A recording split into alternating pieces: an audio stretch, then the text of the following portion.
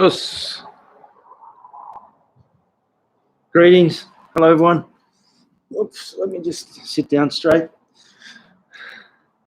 Hope everyone's well. Good news happening around the world. Well, some places are a little slower than others. I know in Australia, we're actually getting ready to start to unwind the lockdown. So from this weekend, there have started to be big changes, and from next dojos starting to get back online. So that means probably from next weekend, which means next week for us, the dojos will be able to have up to 10 people train in the dojos. So that's great news. Also, Daniel, good to see you, buddy, always.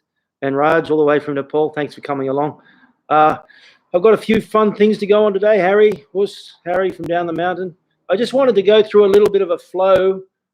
When I say a flow, usually I use the word flow in terms of a combination, but I want to use the flow in terms of a hierarchy, like a dominant hierarchy where it's a series of training principles that flow into each other so that each one builds on. And this is really good for instructors because you can get the whole class moves on to the next step. The white belts can stay on the first step. And then when you move on to the third step, the orange belts can stay on the second step, and etc. all the way up. I remember once we did a class, I was with Ishii Tokujun, and we were in Ballarat. Oh my gosh, there must have been at least 120, 130 people in the class. It was a big camp we did.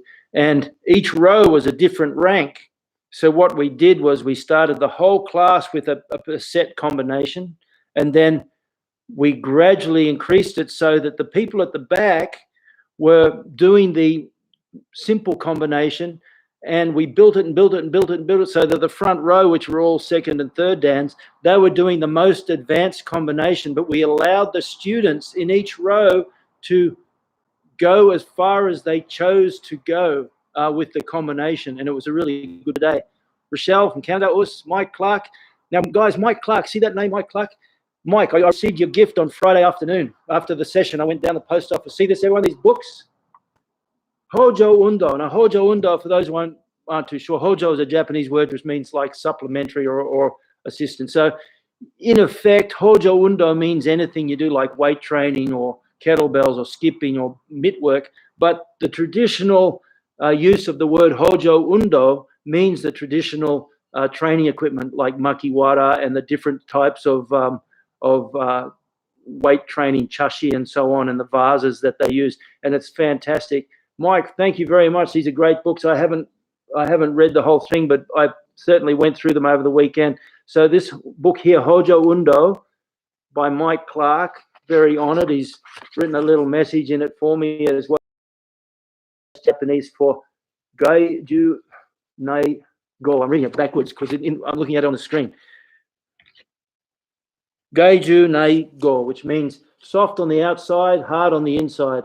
And this is just fantastic. I really appreciate this, Mike. And this one here, Redemption, that's a story which I'm guessing that a lot of martial artists will relate to. I really like the fact that you trained with Tani Sensei and the Shukokai guys, because I really actually, even though I never trained Shukokai, I really love Shukokai. I love their double hip movement and so on like that, and of course the Okinawan Goju. And it's really great to have you along. So thank you for those, everybody. I'll put a little bit of note about those in the information later. That's a really very gracious gift. I've been training probably as long as, if not longer than me. He comes along here and joins in with us. And, you know, and you read through Solsai's history and all the cross training that he did, you know, in judo, and he trained at the Sone Dojo, which was run by the nephew. Well, it was run by a guy. Sone Sensei was an All Japan champion, but also his nephew was a world champion, and they were very particularly strong in groundwork. Sone Koji, you can look him up. He won a world title basically with groundwork, and that's very rare. But anyway, so Solsai cross trained, and then you get if you know about Royama Hatsuo is one of the top Kyokushin instructors, and he, along with Hiroshige Shihan, who was my first teacher, You know, they did some great cross training in Taiki Ken and in Kendo Kai. Look, there's so much out there available. And one good thing that's come out of this COVID-19 shutdown is what an opportunity, because there's so many of these people going online and offering you can go online and find so much stuff. So don't be backwards about checking things out and seeing what's online there. I know that one of the big interpreting jobs I'm doing right now is for a series of videos of one of the Japanese high-graded instructor who's going online with stuff. And the fact that these people are actually going online, I mean, it's a little hard. Anyone over 60, the internet is always going to be a second language, as my friend Annie Gottlieb in New York described it. But these people are, you know, they're in their 60s and 70s. They're going online now, and they're really putting out some fantastic stuff. And don't and Wes Jansen, boy, oh boy, I did it. I went and joined in a session the other day, and they had Jeff Wybrow along. If you're not too sure who Jeff Wybrow is, well, he's basically Michael Thompson's instructor. If you think of Michael Thompson in England at the 4th World Tournament, well, his instructor was Jeff Wybrow. Jeff Wybrow became a legend in the 2nd World Tournament. He fought a guy named Chuck Chisholm from America, and he lost the fight, but it was just one of the greatest fights of all time. So all these people are online now, you know, what an opportunity. So Mike, thanks. My grading fee, you don't have to pay a grading fee at all. But Gaz, these books, thank you very much. I'm going to enjoy reading them as soon as I get a first opportunity, which is after I finish my first book, the logbook, and my second book, and the translations. Sorry about that. Nate Shay, good to see you. Hope everything's going well. We'll be back in the dojo soon. That's good news. Mel, Us, Rob from Tassie, good to see you. Rochelle, Canada. Gaza from down the mountain. Oh, you can't blame concrete. Alan Dipankar from India, fantastic. And Clarence from South Africa. Okay, so we're going to get straight in. We'll do a little bit of a warm-up. I'm going to do 1/3 of the deck again. The good news is I haven't loaded the deck so that all the big cards are on top, but the bad news is it could even be worse because I just shuffled them, so I don't know what's going to come along. So maybe I could give you a hint if I start doing it like this. You'll see what's happening. But I won't do that because you might change your mind. So 1, 2, 3, 4, 5, 6, 7, 8, 9. Actually, let me shuffle them up first.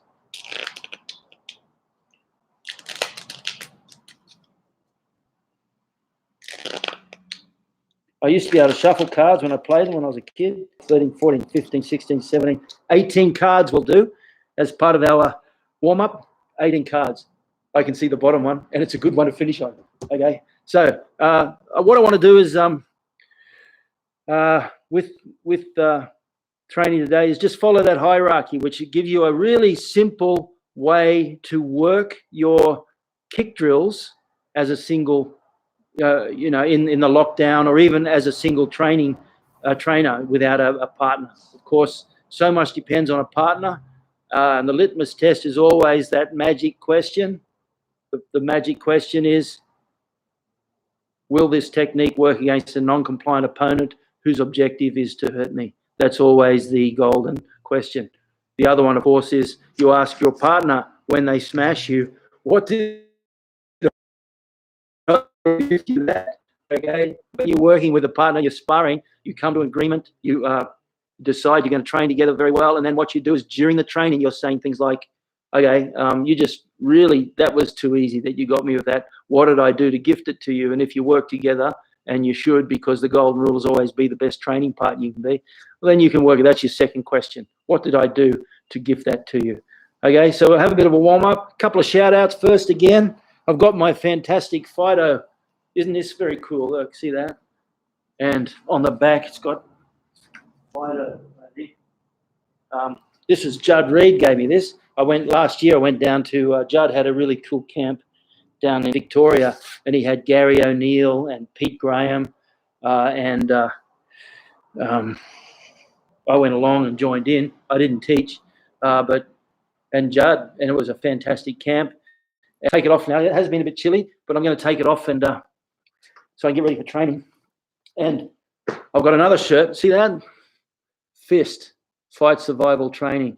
You remember I spoke about my buddy. I'm going to put the links once again in here. my buddy who wrote that fantastic book, How to Be Your Own Bodyguard. Well, his name's Nick Hughes, and he's in, I think he's in North Carolina. There's a couple of links for him. That H2BG, that's the book connection. I highly recommend it to anyone who fancies themselves as a bit of a fighter.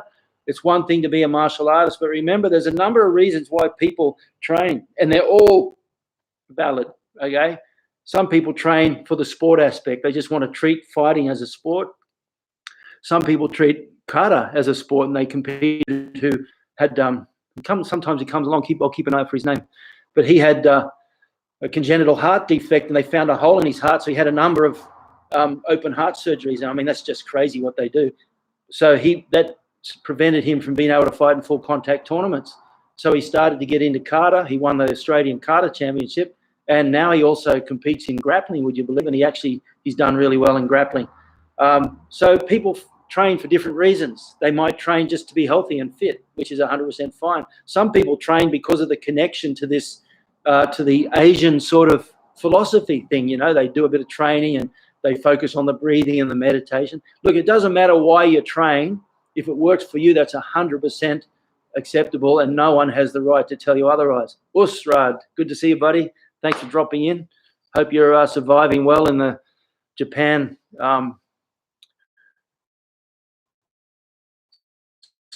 the COVID-19 issue. You've got miles ahead, but at least you, as a foreigner, you're able to get some support from the government. That's a good thing.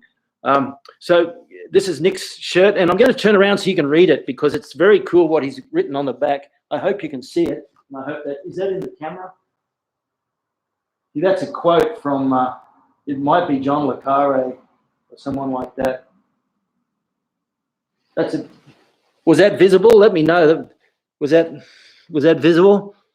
But anyway, Nick, by the way, was at 21 was the unarmed combat instructor for the French Foreign Legion. So that's why he has that quote on the back of his shirt.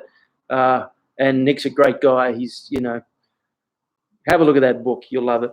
Okay, so let's get going. I've got a third of the deck to do. It should take us no more than 10 minutes, especially if you cheat the way I cheat with the push-ups and stuff. And then we'll have a bit of a warm-up. Get going. Cheers. How's that? That's in view? Yep. Let me just... Okie doke. Thanks for coming along. Let's go. Knees. Ich. Knee. Sun. Shi. Go. Hanta. Ich. Knee. Sun. Shi. Go. Squatting. Ich. Knee. Sun. Shi. Knee. Knee. Sun. Shi. Sun. Knee. Sun. Shi. Hips. Ich. Knee. Sun. Shi. Hanta. Ich. Knee. Sun. Now, if you know the full Kyokushin warm-up, I'd probably suggest you come to the video 20 minutes ahead and do it, because that full Kyokushin warm-up works every joint, every sinew and muscle and connective tissue in your body. It's a really, really well-designed program. It even stretches the tendons on the bottom of your feet, and it's many aspects of it aren't necessarily unique to Kyokushin. Sosa's put his own thing in there. They probably put the order in a particular way, but I was looking through Mike's book on Hojo Undo, and a lot of the exercises that he has in that actually are in the Kyokushin warm-up. So, that tradition is there. Sosai did train in Shotokan and Goju, so he has that tradition followed through. Okay, double shoulder width, right hand. Look, I know I talk too much. You've got to look for the similarities before you look for the differences. So many people say, well, we're different. Kyokushin's this, that's that, da-da-da. I even went on, you can go online and find yourself in this little world which you didn't even know exist. And guys, it's a hierarchy that you stumbled upon. But the reality is there's more similarities and differences between our different fighting systems and different karate systems. So if you look for those similarities and work with people, you'll always have somewhere to train and people to work with. Okay, right hand up and twisting. Ich, knee, sun, shi, go, look, ich, touch, go, and two down the middle. Ich, knee, sun, knee, sun, knee, sun, shi, knee, And son, pull to the right.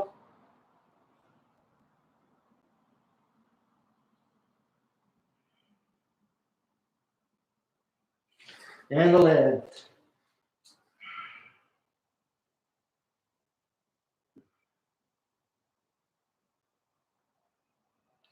Down the middle.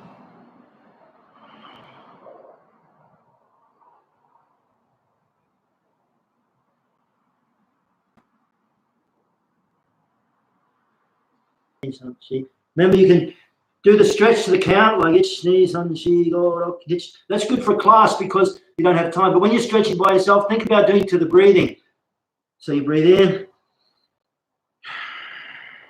relax on the out.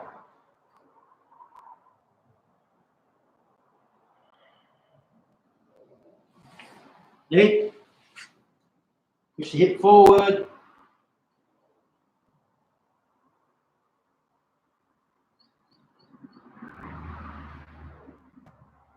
Backhand up and back.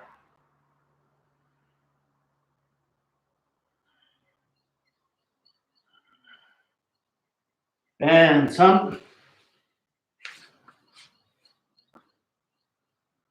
Find your balance. Relax on the out, let gravity do the work. Don't fight it. Relax into it. Neat. Nice and relaxed. I had my buddy John Caskey come in last week, my old university chum from back in the 80s. And he said he just joined in the warm-up because he's not a karate guy. He never did karate. He was a cyclist. But he just did the warm-up. He said it was so nice. So don't forget, even if I know some people don't have the space to train and they just watch. But even if you're watching, just join in the stretch. It makes a difference.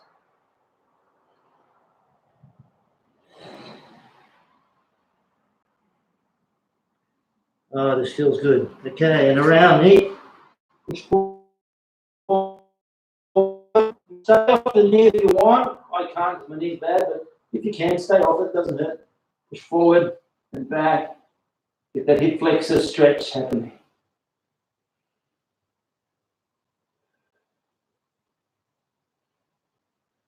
Some.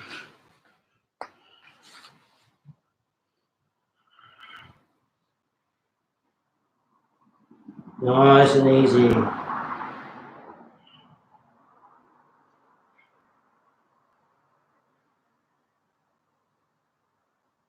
Let's go again. It's neat. Up. Neat. Neat. Some. Good. Hit. That's toes in the air. It's neat. On. And relax. Legs straight once again. Pull to the right. And left.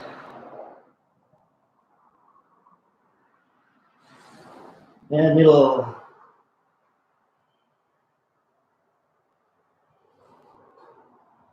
To the right. Splits.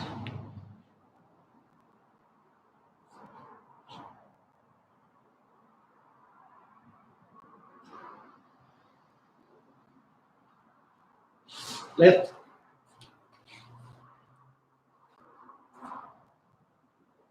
Remember, get your alignment correct. Don't twist your body and this sort of thing. It's not the same. Try to have your body aligned correctly. And get your posture straight if you can. Sure, man?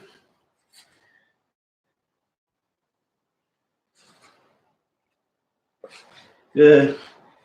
Sitting back. Right and left itch. Yeah. Meet. Yeah. Son. Yeah. Keep. Yeah. Pull the right.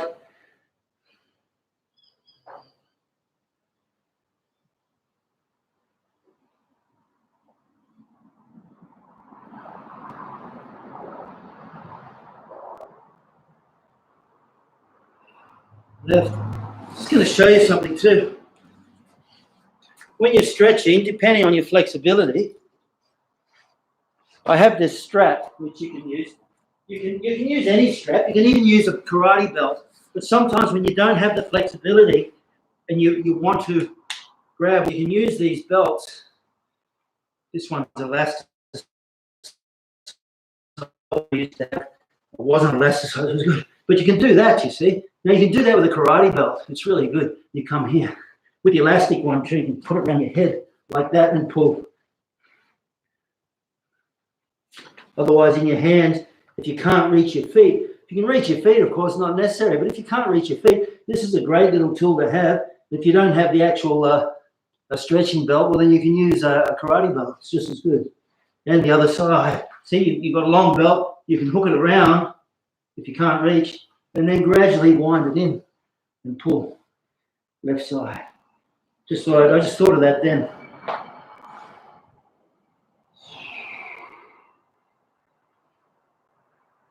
And the front.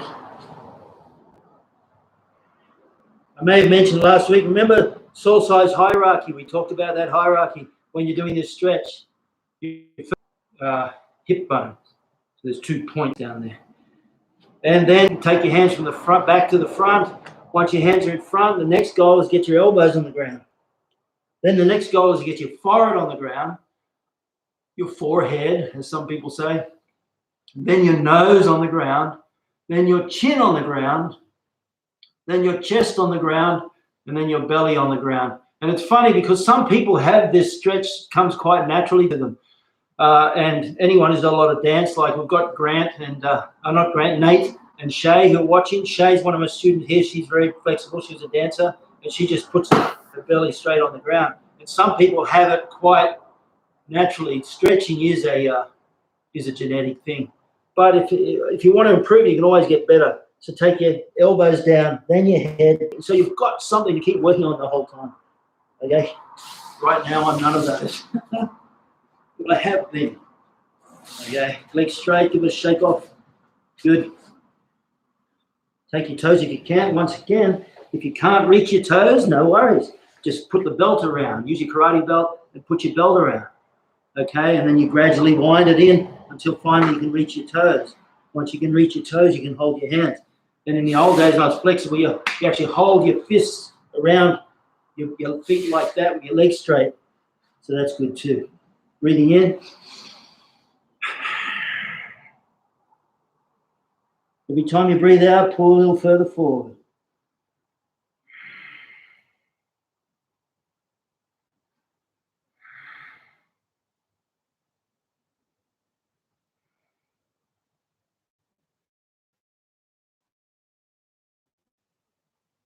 Beautiful. And feet in. Pull the feet right in, toes together. Each knee, cheek, touch Kuju down. Now, once again, this too, you can use the same hierarchy. So your objective to start with, get your forehead on the toes, then your nose on the toes, then your chin on the toes, chest on the toes, and then belly button on the toes. If you can do that, that's really, really good flexibility.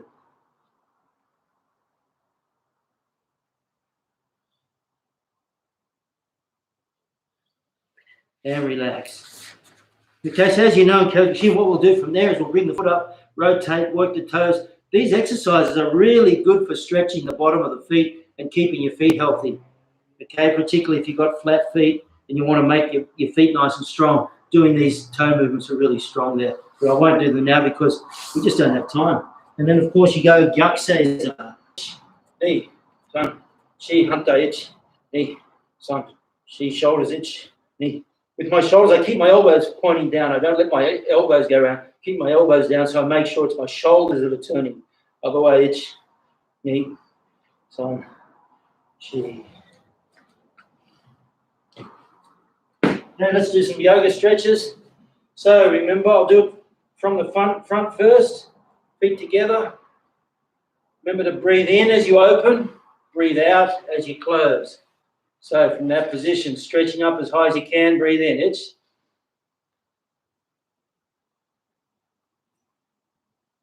Neat. Breathe out. Itch. Breathe in. Hold. Breathe out. In, out.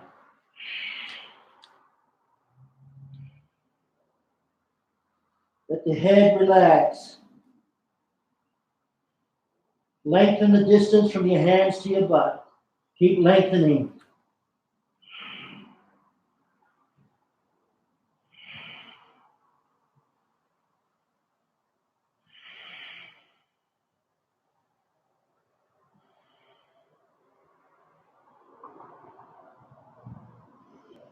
Breathe in and up. Out. In. Out. Out. In.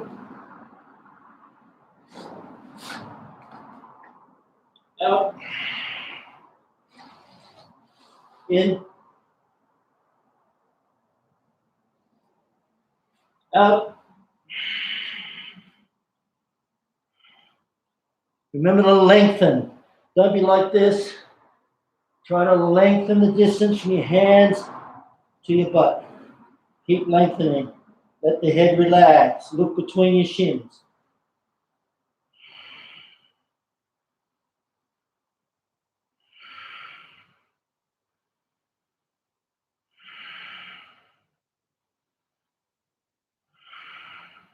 Breathe in. Out. In. Out. One more each.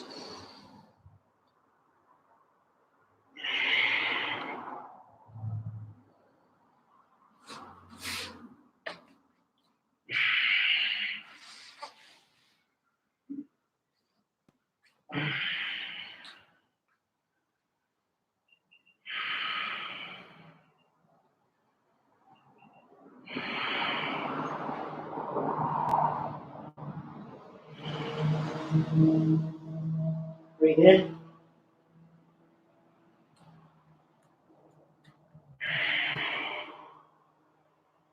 Out. In. Cut version of the warm-up. Any good martial arts warm-up usually works your whole body. Oh, good. I'm glad. Yeah, it's a great. Thanks, Rudd, for letting me know you could read that shirt. It's a great T-shirt. Later on, when the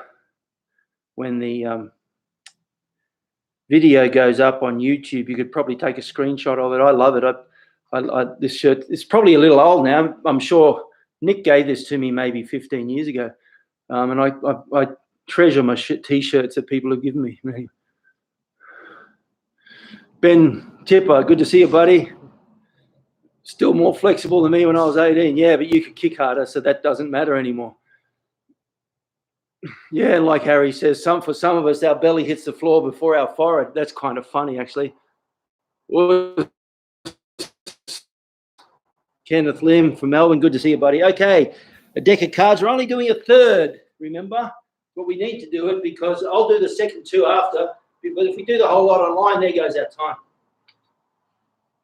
Okay, so just 1/3 of the deck. All right, and let's go. Everybody ready? All you need is 2 square meters. And first card, 5 burpees. 5 hearts. Hitch. Nick. Son. Sheep. Gold. Beautiful. Next one. 9 spades. 9 push-ups.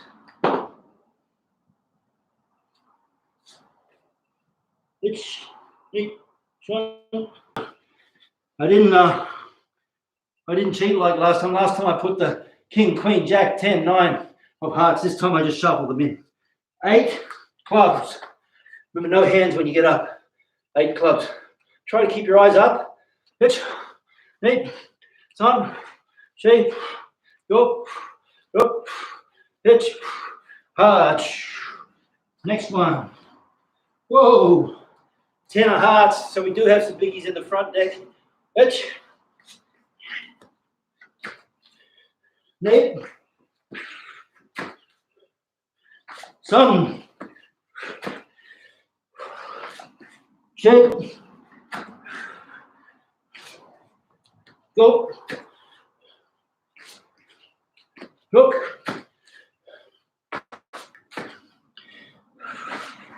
Kill. Go. Beautiful. Next one. 7 clubs. 7 squats. Hitch. Nate. Some. Hit. Go. Go. Hitch. Beautiful. Next one. 10 diamonds. 10 sit-ups. Hitch. Hit. Thump. Hey. Go. Go. Hitch. Hutch. Go. Go. Remember the pendulum swing. If you've been here for it, great. If you're not sure, remember, we just, okay? But sometimes swinging your leg in the air is not realistic because if there's a person there in front of you, you can't afford to lift your leg like that. So what you do is you kick like that. And you use the momentum of the kick to pull you up, okay? Next one, 4 diamonds, 4 sit-ups. Hitch, knee, sun, shade. We don't get many hearts. The second half's going to be hard. 8 spades. So remember, going from here to push-ups, rock forward, kick the legs back. Hitch, knee, sun, she, look, hitch, hard. You go at your own pace. If you're 20, what I'm doing. If you're 21, 20, 21, if you're in your fighting career, you should be pumping out at least double the deck of cards. We used to do a countdown from 80 3 times a day, and that's like 450 of everything. So, 3 spades, 3 more push-ups. Hitch, knee, sun. Next one. Ace, hearts. 10 more burpees. Let's go, Hitch. Knee. Sun. Shed. Go. Look. Hitch. Punch. Good. Nice. Next one. Jack. Diamonds. 11 sit-ups. Ready? Hitch. Hip. Thump. Hip. Up. Look. Hitch. Punch. Jump. Jump. Hitch. Next one. 10 clubs. No hands getting up. It's a combination of leg pendulum, hip push. Leg pendulum, hip push forward. 10 clubs, 10 squats. Hitch, knee, sun, she, go all the way down. Hit, hitch, hutch, jump, do. Next one. King clubs. She, go, look, hitch, hutch, jump, jump, hitch, knee, sun. Next one. Whoa. Jack of hearts. 11 burpees. Let's go, hitch. Hitch. Some. I don't mind, we get the big ones. Shape. Less pain for me later. Go. Look. Hitch. Hutch. Jump. Jump.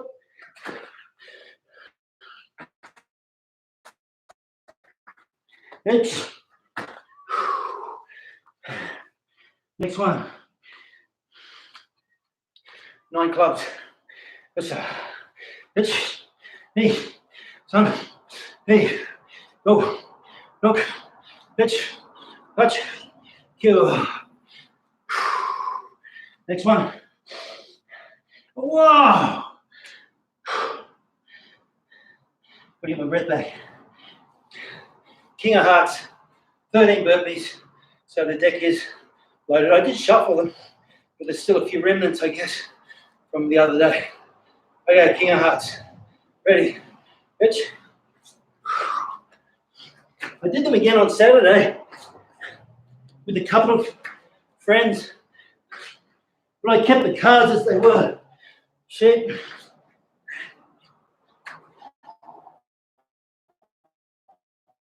Go. Look. Hitch. Touch. Yep. Yep. Hitch. Head. Sun. Now if you're, like I said, if you're young, double up. If you're old and out of shape, just do at least the first 1 or 2. Or just do as many as you can and stop when I stop. Next one. Jack. Clubs, you're doing a lot of squats.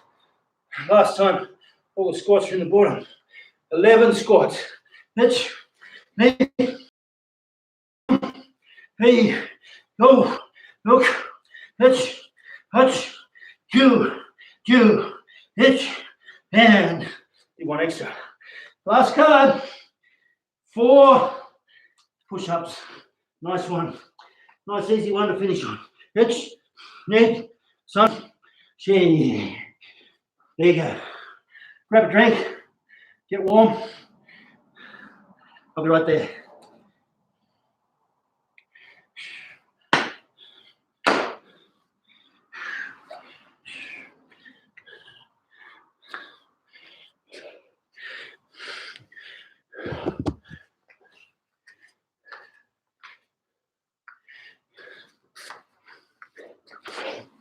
One of the other things I've really been enjoying online is checking out some dojos.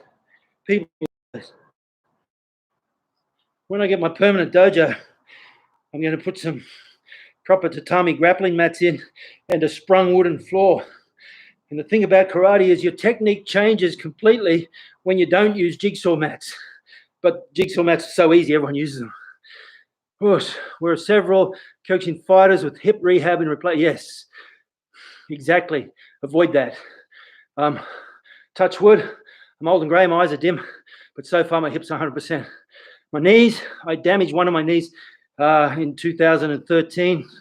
I did every January I do something insane. In 2013, I did 10 hours of stairs. There's a set of stairs at Currumbin on the Gold Coast.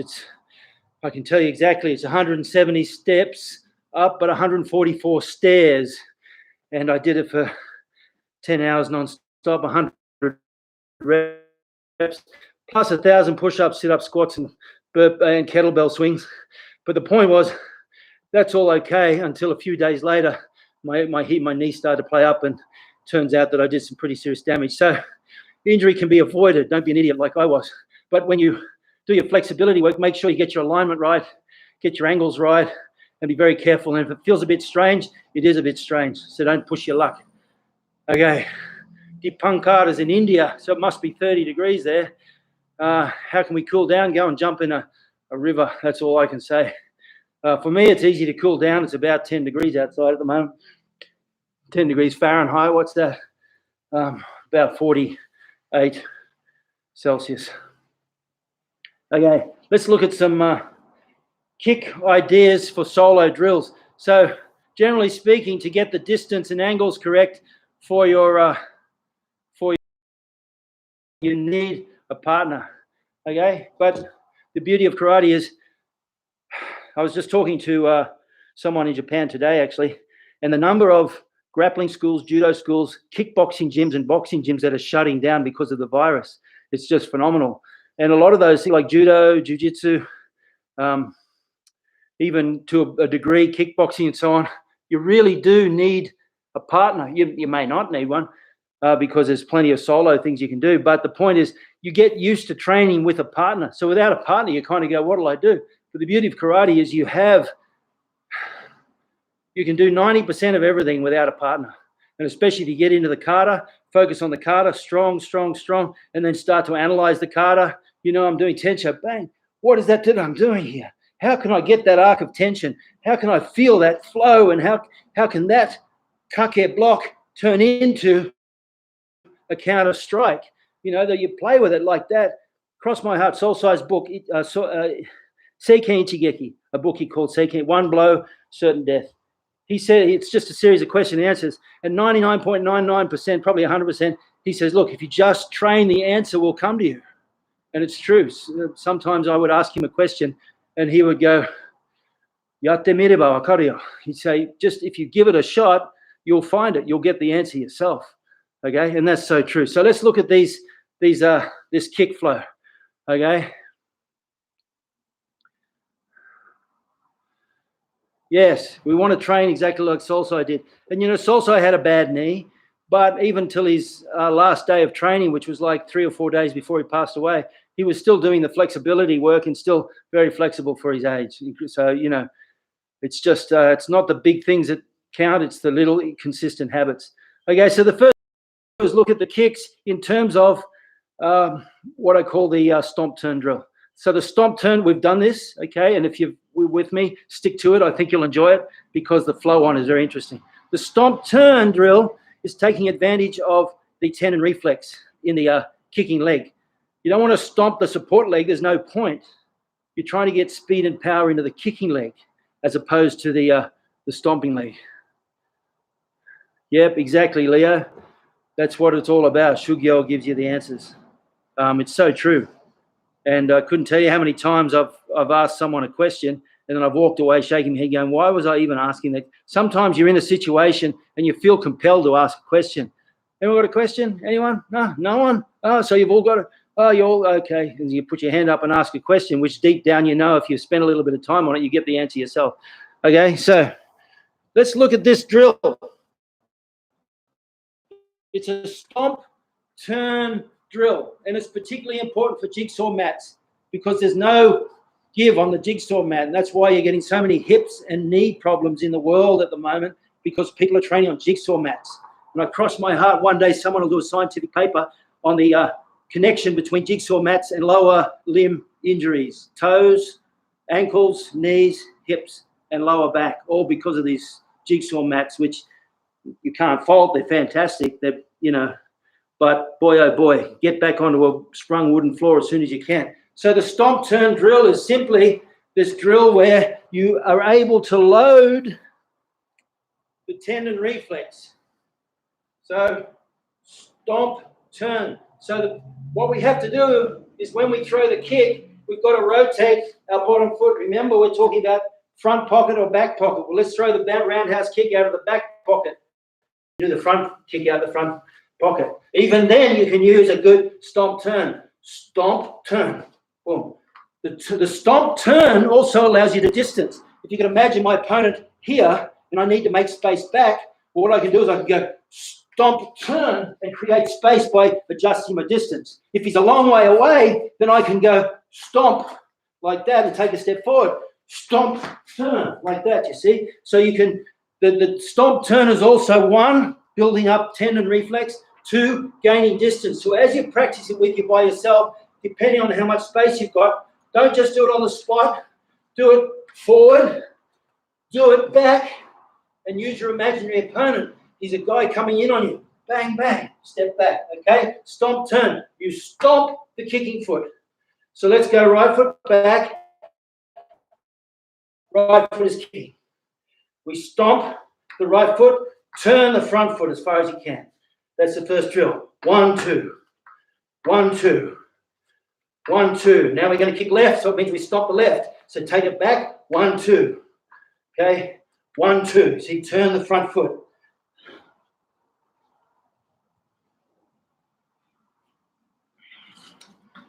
Stomp, turn. Turn the front foot. Right leg, stomp, turn. Left leg, stomp, turn. Right leg, stomp, turn. Hands are up all the time. Left, stomp, turn. Okay, now we're going to tuck. Stomp, turn, tuck. So it means stomp, turn, tuck the foot. And if you can bring it back like a scorpion's tail. That's a great way to drill too. Particularly if you've got a wall to lean on, you can bring it all the way back to here. Stomp, turn, back to here. Stomp, turn, back to here. If you're young and flexible like Darren Stringer in England, he's got enough flexibility for about 50 people, I reckon. But anyway, you know why he's like that though, don't you? Because he worked at it. It's that simple. Okay? If someone does something better than you, just look at them and go, well, if I do the same work that they did, I can be like that too. Okay, so stomp, turn, and I tuck the leg.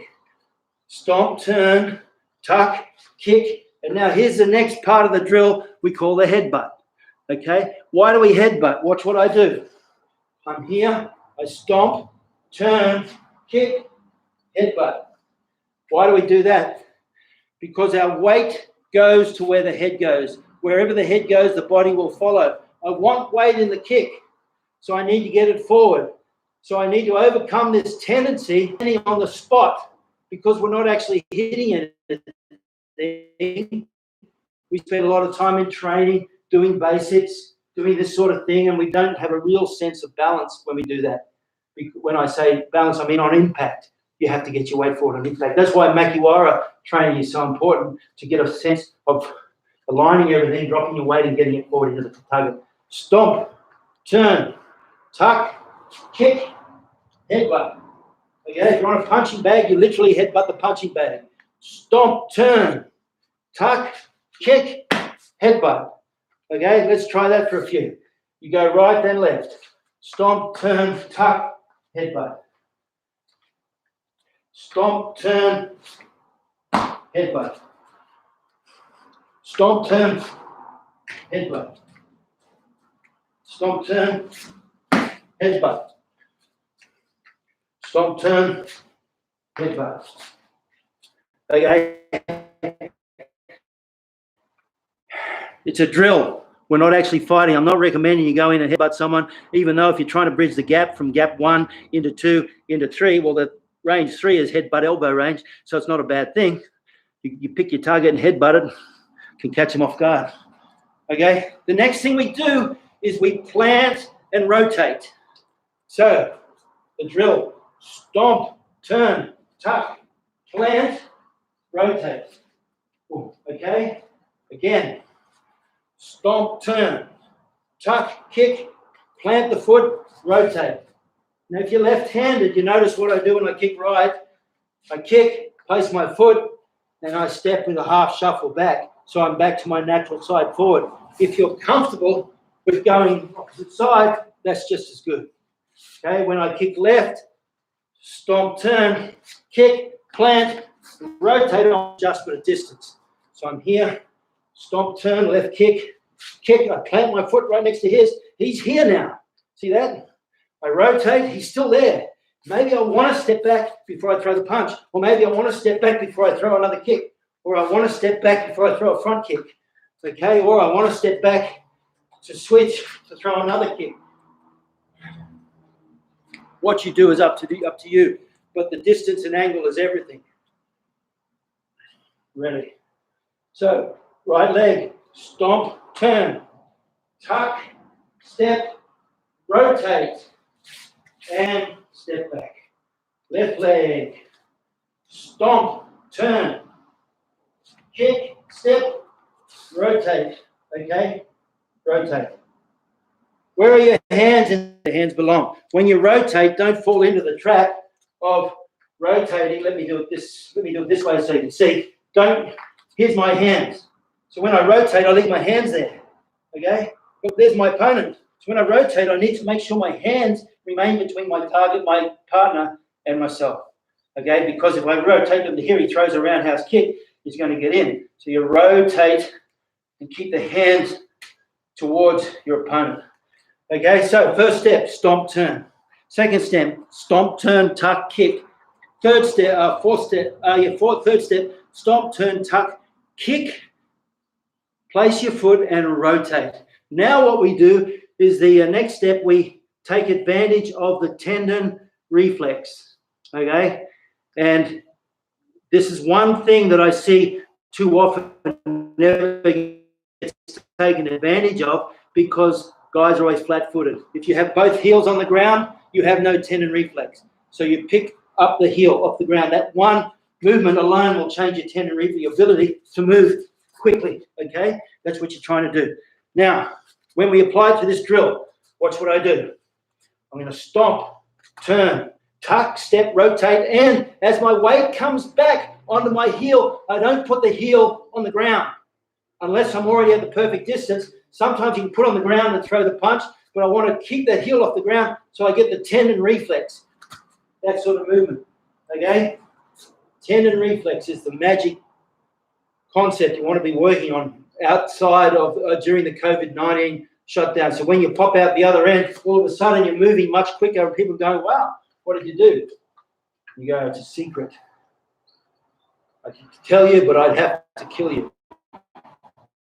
Okay, so we go, stomp, turn, kick, step. What's the tendon reflex? Step, back and throw the punch straight away. You get that reflex off the back leg as it lands on the ground. It lasts for almost no time at all. Probably less than a tenth of a second. More like a 0.01, not 0.01 of a second. So you get the tendon. You go 1, 2, step, foot on the ground, rotate my shoulder, step back. As that foot hits the ground, you're immediately launching back into the target. That's your magic word, is immediately. Stomp, turn, tuck, kick, rotate, step, immediately. Okay, and you can do that. Every footwork drill should include that tendon reflex. Okay, so when you do the split, boom, see that? I do the split drill. There's the split. There's a split, rotate, boom, and tendon reflex. Split, rotate, boom, there's a tendon reflex. When I go left leg, you can do it off the opposite hand or switch to do it the other way. 1, so stomp, turn, kick, rotate, you're already back. Okay, what do you want? Switch, rotate, back. Oh no, I won't do it that way. Rotate, kick, there.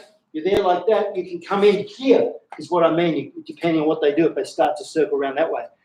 Okay. Stomp, turn, right leg, tuck, kick, step, rotate off, tendon reflex, straight back again. Left leg, stomp, turn that foot, remember.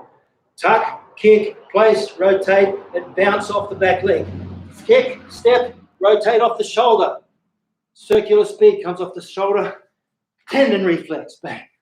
Okay. You can practice that also just nice and soft. It does fatigue the calf muscles, okay? But nice and soft. There, that movement there. Boom. You just develop the habit. Boom. Boom. Boom.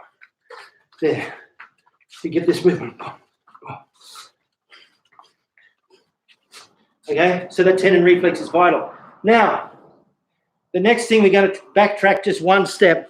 We need to look at, I'm going to check the messages while I'm here. We need to look at where the sabaki, yep, always sabaki, everything's sabaki, that's true. Okay, we need to look at where the body weight is. Now, with the hand, it's easy. If you punch left, your weight's on your left. If you punch right, your weight's on your right. That's a golden rule. It's very rarely broken, okay? And if left weight on right for right concept correct, 80 to 90% of the time, you'll be 100% correct, okay? With the kicks, it's a little trickier because if I'm kicking with my right leg, theoretically, my weight's on my left leg because that's the jukuashi, that's the supporting leg. But the reality is the more power I want to get in my kick, the more power I need to put into the kicking leg through weight. And that's why we do the headbutt drill, So when we stomp, turn, kick, and then do the headbutt, what that is doing is bringing your body weight forward so that the weight stays in the kicking leg.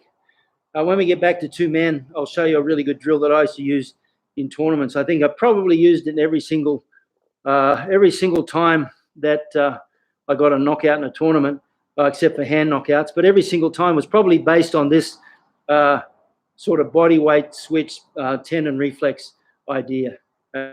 Okay.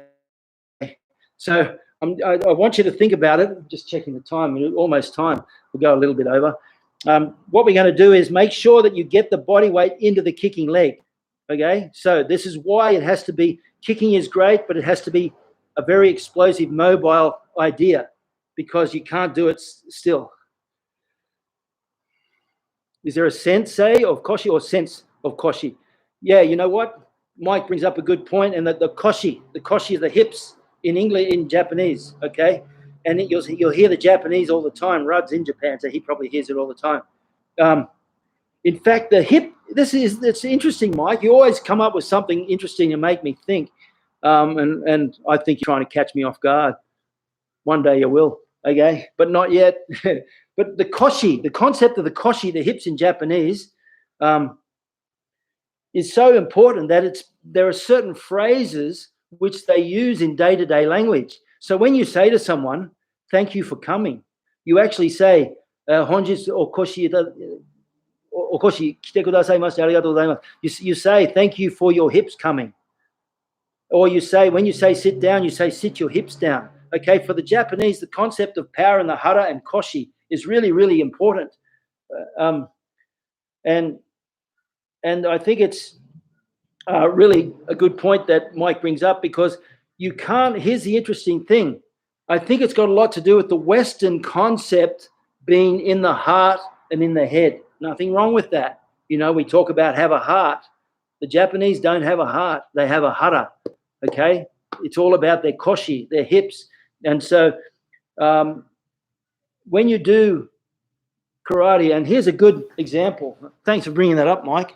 You always throw me off because now I'm away from my game plan for the day. Moves of Taikyoku Sono-ichi, okay? And what I want you to do is I want you to think of your chest as you do it. Think of your chest, okay? 5 moves of Taikyoku Sono-ichi. Ready? Itch.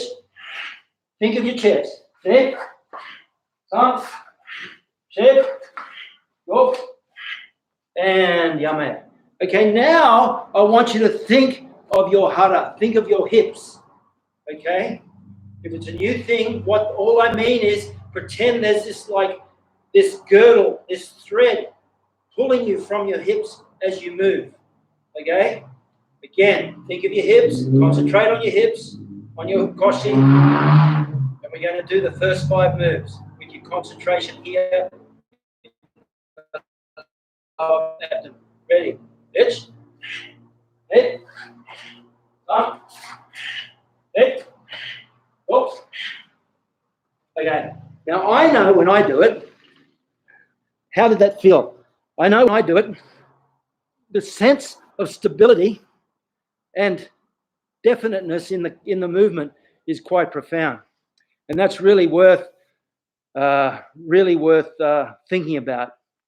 Is Mike Clark says, is there a sense of koshi in play? There should be, and as you're doing it, especially if you work makiwara, oh boy, that's a good point. I've done that video on makiwara and I talk about it. But when you do the makiwara, if you don't have a sense of koshi, what happens is the weight gets wrong. It goes to the wrong leg and you start to come over the top. But when you get a sense of koshi, everything drops. Now, when I say weight on left for left, weight on right for right, that's almost 100%, I'd say, a concept of the koshi. Okay, so when I hit with my left and my weight's on my left, it means my weight is in my koshi. The speed comes from the chest, different thing, but the weight comes from the koshi. Now, when I hit off the right, if my weight and my concentration is in the chest, that happens. Too much weight off my right leg and it's all gone to my left and there's no power in the punch. You could get lucky, hit a guy in a soft spot and knock him out. Doesn't mean the technique was right. Okay? When you think of koshi, bring your concentration to the koshi. When you hit, boom, it means the weight is loaded on the right for the right. Okay? Like that. It sits down on the right. Now it's the same with the kick. If I don't have a sense of koshi, that's the first thing that happens is your head comes back, okay? Because you're trying to hit too fast and there's no power and no speed, and to get hit, you go backwards. The next reason you have a sense of koshi in the hips is because that's the center of that circular motion, and it's the hips which will take you forward. Boom, boom. Yeah, there's your hip. See that? When I say headbutt, in reality, the headbutt is a drill that you work on to start with. But for actual fighting, you can't afford to headbutt and lead with your head. You lead with your hips because that allows your posture to be under control so that you can move straight away if you have to. Okay? So there you go. Good point, Sensei Mike. Thanks for bringing that up because I haven't mentioned it. But so the next thing we have to work on is the idea of weight on left for the left kick, weight on right for the right kick. Well, if the foot's in the air, it almost doesn't make sense, right? Well, actually, it does. If your balance is correct and your posture is correct, well, then the weight, you can afford to put the weight in the kicking leg. Okay? Sal, thanks for coming, AJ. Good on you. All the way from Bristol. So we've got Bristol, we've got Perth, we've got Tassie, we've got South Africa, India, Nepal, Canada, all the way from Dawson's Creek in Canada. India there, thanks. Thanks, everyone, for coming. Yeah, so just to finish off, let's look at the idea of getting the body weight in the kick. So what I want you to do is go a little slow because slow is smooth, smooth is fast. Get a little slow with your kick, and then I want you to let the body weight stay in the kick, in the kicking leg as you go.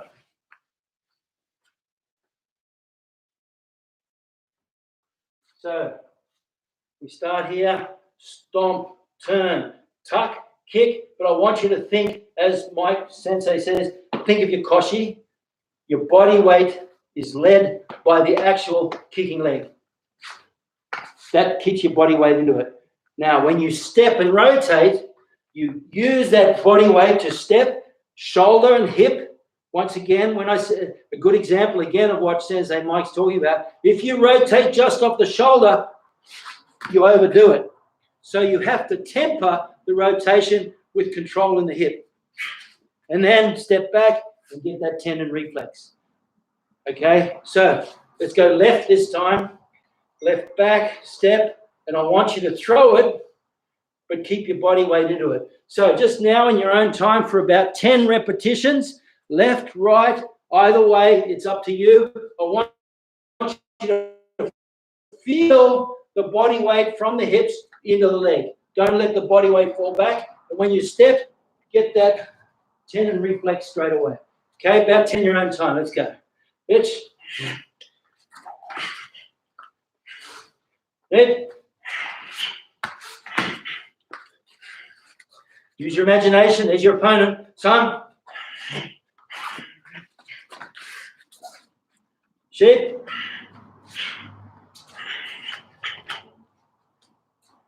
Body weight in the leg. Kick the body weight in the leg. Another concept is you want to take dead weight.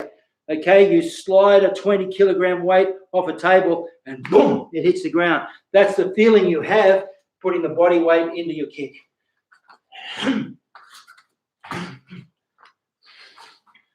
It's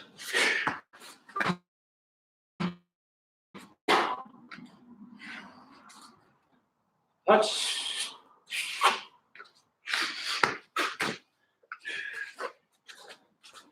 Good.